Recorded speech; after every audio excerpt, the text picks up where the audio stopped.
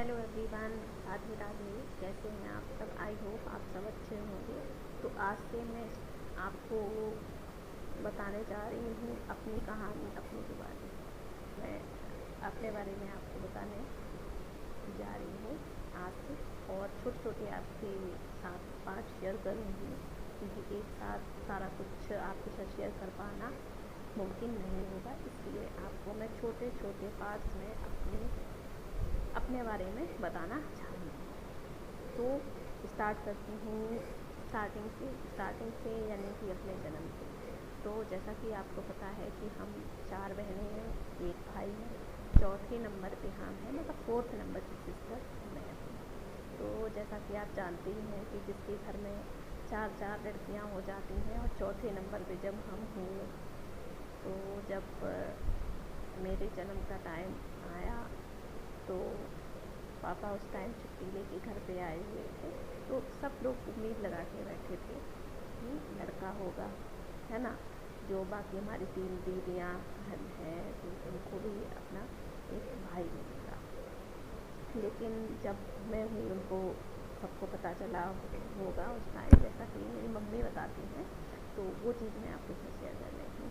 तो जैसा कि सबको पता चला कि लड़की हुई है, तो भाई माहौल जो है ना मेरे यहाँ का एकदम से ख़राब हो गया। पापा जो छुट्टी लेके आए थे अगले ही दिन अपनी ड्यूटी ज्वाइन कर ली, जाके सब कुछ छोड़ छाड़ के चले गए।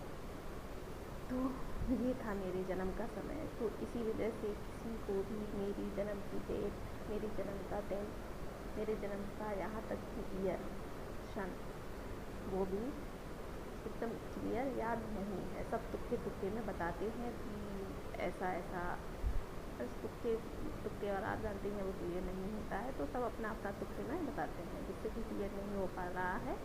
जिससे कि हम ज्योतिष को भी आज दिखाने जाते हैं कि मेरे जीवन में इतनी दिक्कतें क्यों हैं, इतनी उलझनें क्यों हैं, और ये हम उलझनें सुलझा पाएँ, इसके लिए कोई डायरेक्शन बताइए। तो मैं वो भी नहीं मुमकिन हो पाता है, क्योंकि आपको पता है कि सिर्फ हस्बैंड की कुंडली क्लियर होने से ज्योतिष शास्त्र में ये सारी चीज़ें नहीं बता सकते हैं। अगर आपको संतान से रिलेटेड कुछ जानना है कि बच्चा क्यों नहीं हो रहा है या इस तरह की प्रॉब्लम्स को अगर जानना है, तो उसके लिए हस्बैंड और वाइफ दोनों की कुंडली होना ज़रूरी होता है। तो ये रही थी मेरी जन्म से रिलेटेड बात। तो जैसा कि आप जानते हैं कि बहुत सारे लोग हैं, पूरी फुल फैमिली में, जॉइंट फैमिली में। मम्मी रहा करती थी। तो माँ जो होती है ना, चाहे उसको एक बच्चा हो चाहे 10 बच्चे हों, लेकिन वो कभी अपने बच्चों में फ़र्क नहीं करती है। वो बराबर ही अपने बच्चे को लाड़ प्यार और हर वो चीज़ करने की कोशिश करती है, उसका जीवन संवारने की कोशिश करती है।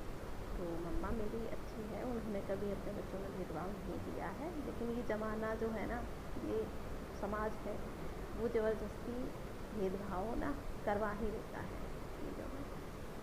तो इसके बाद में मैं यहाँ बता रही थी आपको 8 से 9 महीने की थी। तो मैं इस चश्मे की स्टोरी पे आती हूँ। तो 8 से 9 महीने की जब मैं थी, तो उसके बाद में जो वो गांव में होती है ना कि ज़मीन में जो ओखल बनी होती है, तो वो ओखल बनी हुई थी। उस टाइम मेरी दादी दादू आई थी, सब जॉइंट फैमिली में रहने वाले लोग, तो सब अपने अपने काम में बिजी थी। तो मैं छोटी सी थी।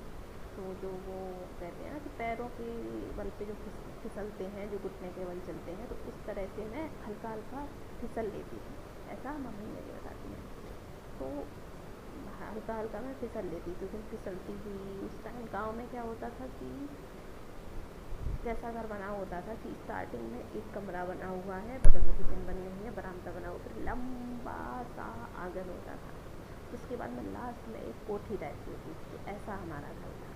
तो मैं कमरे से आंगन की तरफ घुटने के बल चलती हुई आ रही थी। तो उस टाइम क्या होता था कि हमारे यहाँ भैंसें बहुत होती थी।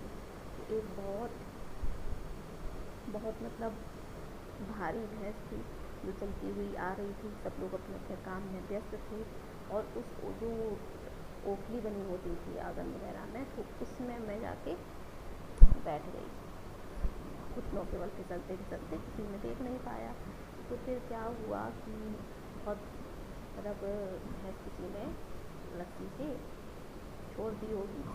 इसके बाद फिर जो वहाँ से भैंस आई, तो ओपी में जब मैं बैठी हुई थी तो उसने मेरे सीने पे पैर रख दिया और वो कायदे से एकदम जमा के रख दिया। अब 10 लोग उसको भैंस को हटाने में हिलाने झुलाने में लगे हैं, लेकिन वो भैंस नहीं हिल रही है। वो लगातार मेरे सीने पे पैर रखे। आप समझ सकते हैं कि 8-9 महीने का एक छोटा सा बच्चा जिसके सीने पे भैंस लाद रख दे वो बचेगा क्या?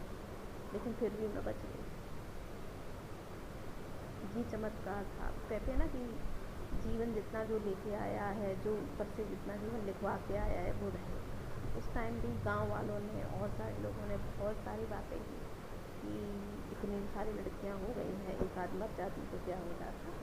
लेकिन कहते हैं ना कि जो माँ होती है ना वो अपने इसी बच्चे को कुछ नहीं होने दे सकती है। तो मम्मी तो मम्मी थी, मम्मी ने जैसे तैसे भाई वो भैंस जब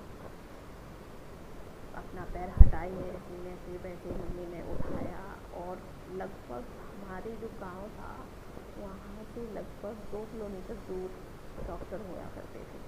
2 किलोमीटर से पहले कोई डॉक्टर नहीं था, कुछ नहीं था। मम्मा ऐसे मतलब लेके मुझे भाग गई पैदल, क्योंकि उस टाइम इतना साधन भी नहीं हुआ करता था हमारे यहाँ।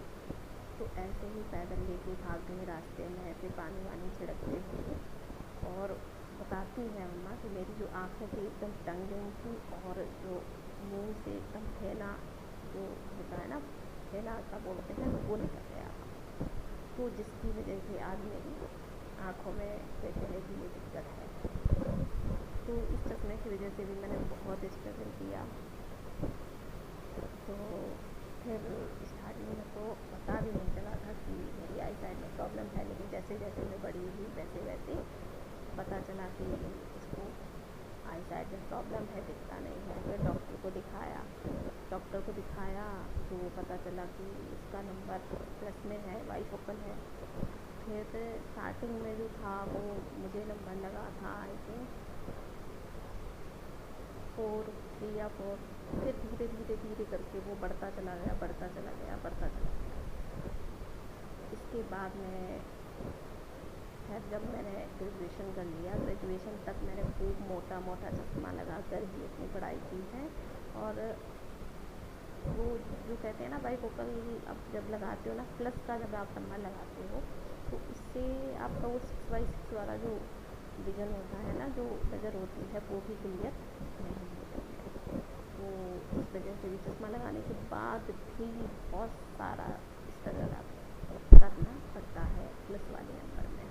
तो जब मुझे नहीं दिखता था तो मैं मेरे बगल में बैठी थी सहेली, उनकी कॉपियों से देख के या जैसे कि मतलब तेरे अंदर एक उस टाइम पावर तो हुआ करती थी कि भले ही मेरे इतना मोटा चश्मा लगा हो, भले ही मेरा विजन वीक हो, भले ही मुझे थोड़ा कम दिखता हो, लेकिन फिर भी मैं पढ़ाई में या किसी काम में कोई भी ऐसी कसर नहीं छोड़ूंगी कि मुझे ना आए। तो मैंने पूरी कोशिश की। मम्मी भी कहती थी मन लगा के पढ़ो, तुम्हारे आँखें भी वीक है, तुम कुछ कर लोगी तो अच्छा हो जाएगा तुम्हारे लिए। तो ये थी हमारी चश्मे से रिलेटेड स्टोरी। और कैसी लगी आपको ये मेरी जन्म से रिलेटेड और मेरे चश्मे से रिलेटेड स्टोरी, आप लोग ज़रूर बताइएगा। इसके बाद में 1 बाय 1 अपने प्रेगनेंसी ट्रीटमेंट का एक्सपीरियंस ही आपके साथ शेयर करूँगी ज़रूर से। और ओके फ्रेंड्स, वीडियो को ज़्यादा लंबा ना करते हुए ना हम आपसे यहीं विदा लेते हैं। आपसे मिलेंगे हम एक और न्यू वीडियो में, जिसमें हम आपके साथ अपनी प्रेगनेंसी से रिलेटेड जो मेरा ट्रीटमेंट चल रहा है उसका एक्सपीरियंस शेयर करेंगे। और उसमें क्या चीज़ें गलत, क्या चीज़ें सही और क्या आपको करनी चाहिए, उसमें आपको हेल्प मिले, इसलिए आपसे हम एकदम ऑथेंटिक और रियल जानकारी आपके साथ शेयर करेंगे। तो बने रहिए आप हमारे यूट्यूब चैनल पर मिस्टर एंड मिसेस सैलवानी पर। तो like, share and subscribe. Bye bye. Keep supporting guys.